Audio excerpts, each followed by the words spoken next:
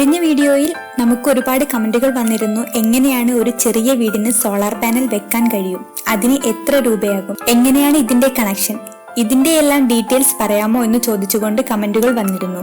അതുകൊണ്ട് തന്നെ നമ്മൾ ഇന്ന് ഈ വീഡിയോയിൽ പറയാൻ പോകുന്നതും സോളാർ പാനലിനെ പറ്റിയും അതുപോലെ ഇതിന്റെ വർക്കിങ്ങിനെ കുറിച്ചുമാണ്.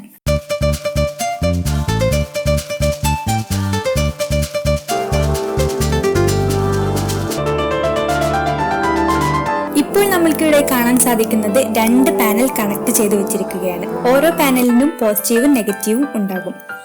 രണ്ട് പാനലിന്റെയും പോസിറ്റീവുകൾ നമ്മൾ ഒരു വൈ കണക്ടറിൽ കണക്ട് ചെയ്തു. അതുപോലെ തന്നെ രണ്ട് പാനലിന്റെയും നെഗറ്റീവ് നമ്മൾ വേറൊരു വൈ കണക്ടറിൽ കണക്ട് ചെയ്തു. ഇപ്പോൾ നമുക്ക് പോസിറ്റീവ് കണക്ട് ചെയ്തിരിക്കുന്ന വൈ കണക്ടറിൽ നിന്നും പോസിറ്റീവ് ഔട്ടും നെഗറ്റീവ് കണക്ട് ചെയ്തിരിക്കുന്ന വൈ കണക്ടറിൽ നിന്നും നെഗറ്റീവ് ഔട്ടും കിട്ടും. അതുപോലെ തന്നെ ഈ പാനലിന്റെ വോൾട്ടും ആംപിയറും എല്ലാം മാറ്റാനുള്ള സീരിയൽ ആൻഡ് പാരലൽ കണക്ഷൻ നമ്മൾ ഈ വീഡിയോയിൽ ഡിസ്കസ് ചെയ്യുന്നുണ്ട്.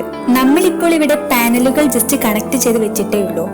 ഇത് സ്റ്റാൻഡിലൊക്കെ വെച്ച് വേണം ചെയ്യാൻ. അതുപോലെ ഏതൊരു പാനൽ എടുത്തു കഴിഞ്ഞാലും അതിന് 25 വർഷം വരെ വാറണ്ടിയും അതുപോലെ തന്നെ ഇൻവേർട്ടറിന് 2 മുതൽ 5 വർഷം വരെ വാറണ്ടിയും ഉണ്ട്. ഇവിടെ ഞങ്ങൾ യൂസ് ചെയ്തിരിക്കുന്ന കമ്പനി വാങ്ങണമെന്നില്ല.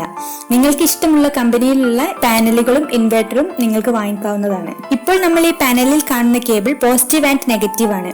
ഇത് നേരെ പാനലിലേക്ക് പോകുന്നതാണ്. ഇവിടെ ഒരു സ്വിച്ച് ആണ് കൊടുത്തിരിക്കുന്നത്. അതിനു പകരം ഒരു ഐസൊലേറ്റർ നമുക്ക് കൊടുക്കാൻ പറ്റും. അതാണ് കുറച്ചുകൂടി നല്ലത്. പിന്നീട് വരുന്ന കണക്ഷൻ എല്ലാം സാധാരണ ഇൻവെർട്ടർ ചെയ്യുന്നത് പോലെ തന്നെയാണ്. ഫസ്റ്റ് ബാറ്ററിയിലേക്ക് കണക്ഷൻ കൊടുക്കണം. അതുപോലെ നമുക്ക് എക്സ്റ്റേണൽ കറണ്ട് കൊടുക്കണമെങ്കിൽ പോസിറ്റീവ് ആൻഡ് നെഗറ്റീവ് കൊടുക്കാം. അതിന്റെ phase in, phase out, neutral എന്നിവയെല്ലാം കൊടുക്കാം. ഇതെല്ലാം സാധാരണ ഇൻവെർട്ടറിന്റെ കണക്ഷൻ തന്നെയാണ്. അതിലേക്ക് നമ്മൾ പാനൽ കണക്ട് ചെയ്ത് കൊടുക്കണമെന്നേ ഉള്ളൂ. ഇപ്പോൾ നമ്മൾ ഇവിടെ യൂസ് ചെയ്തിരിക്കുന്നത് രണ്ട് പാനലാണ്. രണ്ട് പാനലും കൂടി 300 വാട്ട്സ് കറണ്ട് ഉൽപ്പാദിപ്പിക്കുകയും അത് രണ്ട് പാനലും കൂടി നമുക്ക് ശരാശരി 30 യൂണിറ്റ് കറണ്ട് കിട്ടുകയും ചെയ്യുന്നു. ഇനി ഒരു പാനൽ കൂടി ആഡ് ചെയ്യുകയാണെങ്കിൽ ശരാശരി 50 യൂണിറ്റിന് മുകളിൽ കറണ്ട് കിട്ടേണ്ടതാണ്. നമ്മൾ ഇപ്പോൾ കാണുന്ന KCBയുടെ നമ്മുടെ വീട്ടാവശ്യത്തിനുള്ള താരിഫ് പ്ലാൻ അനുസരിച്ച് 50 യൂണിറ്റ് വരെ 3.15 രൂപയും 51 മുതൽ 100 യൂണിറ്റ് വരെ 3.70 രൂപയും 101 മുതൽ 150 വരെ 4.80 രൂപയും അതുപോലെ തന്നെ 151 മുതൽ 200 വരെ 6.40 രൂപയും 201 മുതൽ 250 വരെ 7.60 രൂപയുമാണ് വരുന്നത്. പിന്നെ ഇതിനു മുകളിലുള്ളത് ഉയർന്ന താരിഫിലാണ് വരുന്നത്. ഇനി നമ്മൾ സാധാരണ ഇൻവെർട്ടർ ആണ് യൂസ് ചെയ്യുന്നതെന്നുണ്ടെങ്കിൽ ഇതിൽ 20 യൂണിറ്റ് മുതൽ 30 യൂണിറ്റ് വരെ ശരാശരി ഒരു മാസത്തിൽ അധിക ഉപയോഗം വരും. ഇതിൽ നമ്മൾ യൂസ് ചെയ്യുന്നത് രണ്ട് പാനൽ ആണെങ്കിൽ 30 യൂണിറ്റ് വരെയും അതുപോലെ 3 പാനൽ ആണെങ്കിൽ 50 യൂണിറ്റ് വരെയും നമ്മൾ സോളാർ പാനൽ വഴി ഉൽപ്പാദിപ്പിക്കുന്നു.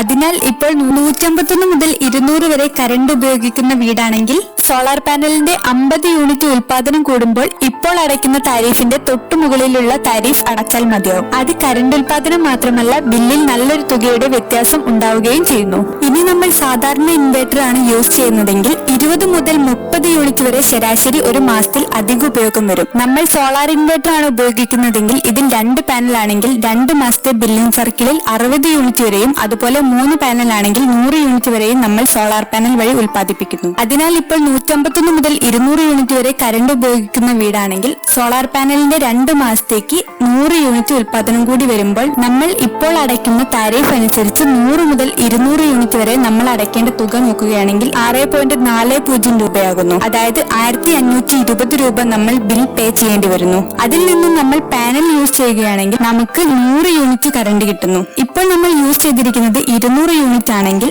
അതിൽ നിന്നും നമ്മൾ സോളാർ പാനൽ വഴി യൂസ് ചെയ്ത 100 യൂണിറ്റ് മൈനസ് ചെയ്ത് കഴിഞ്ഞാൽ നമ്മൾ ഇപ്പോൾ യൂസ് ചെയ്തത് 100 യൂണിറ്റ് ആവുകയും ഇത് താരിഫ് പ്ലാൻ അനുസരിച്ച് നോക്കുകയാണെങ്കിൽ 100 യൂണിറ്റിന് 3.70 രൂപയാണ് വരിക. അതായത് 370 രൂപയാണ് നമുക്ക് വരിക.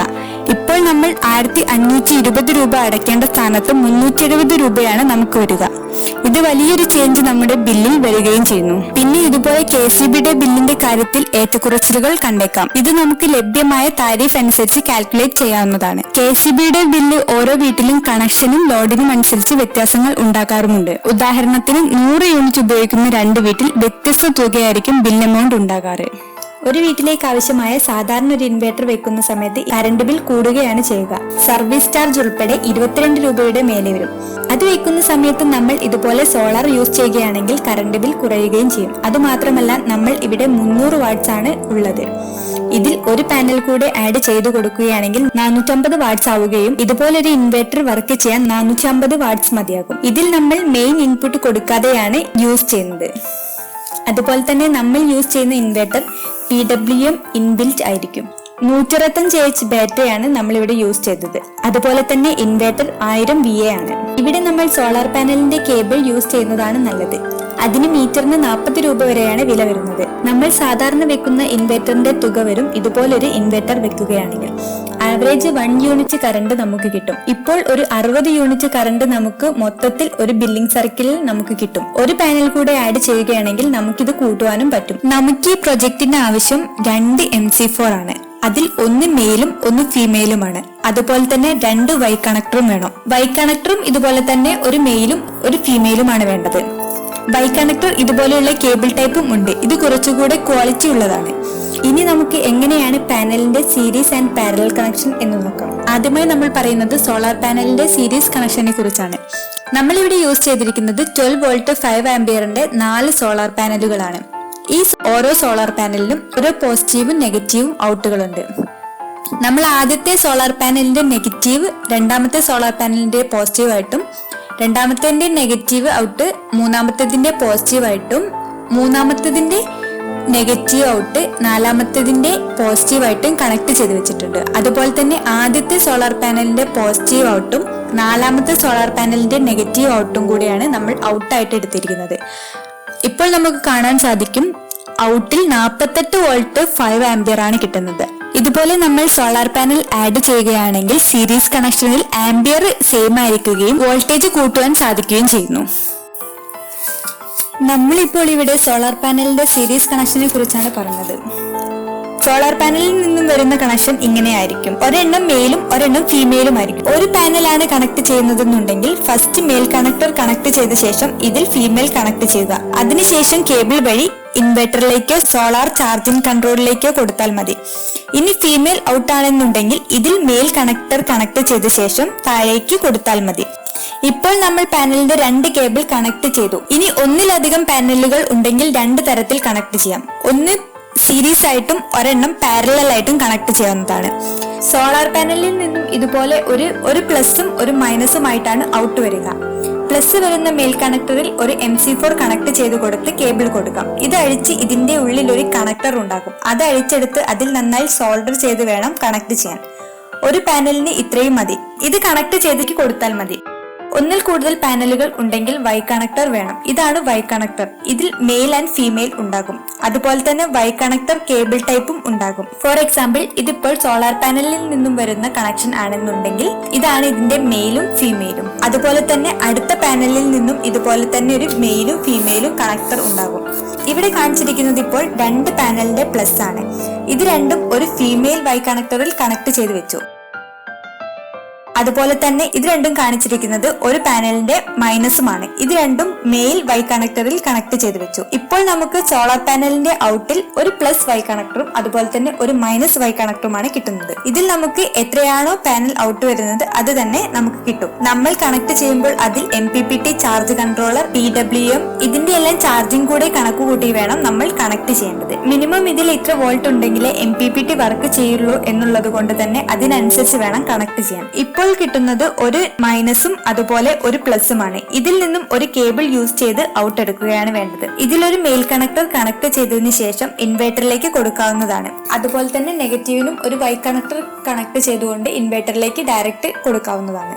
ഇപ്പോൾ നമ്മൾ ഇവിടെ കാണുന്നത് സോളാർ പാനലിന്റെ പാരലൽ കണക്ഷൻ ആണ്. നമ്മളിവിടെ യൂസ് ചെയ്തിരിക്കുന്നത് 12 വോൾട്ട് 5 ആംപിയറിന്റെ 4 സോളാർ പാനലുകളാണ്. നമുക്ക് അറിയാവുന്നതുപോലെ തന്നെ എല്ലാ സോളാർ പാനലിനും ഒരു പോസിറ്റീവും നെഗറ്റീവും ഔട്ട് ഉണ്ടാകും.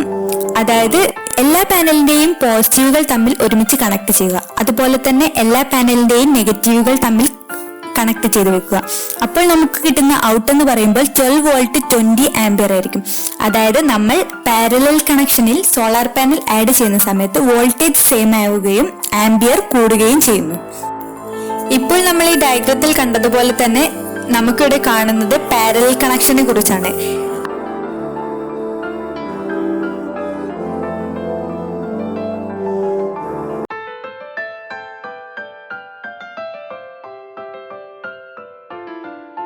ഇപ്പോൾ ഇപ്പോൾ ഇതിന്റെ ഔട്ട് ഒരു പ്ലസും ഒരു മൈനസും ഉണ്ടാക്കുന്നു. അതിന്റെ ഔട്ടിൽ MC4 വെച്ച് കണക്ട് ചെയ്ത ശേഷം കേബിൾ കൊടുക്കുന്നു.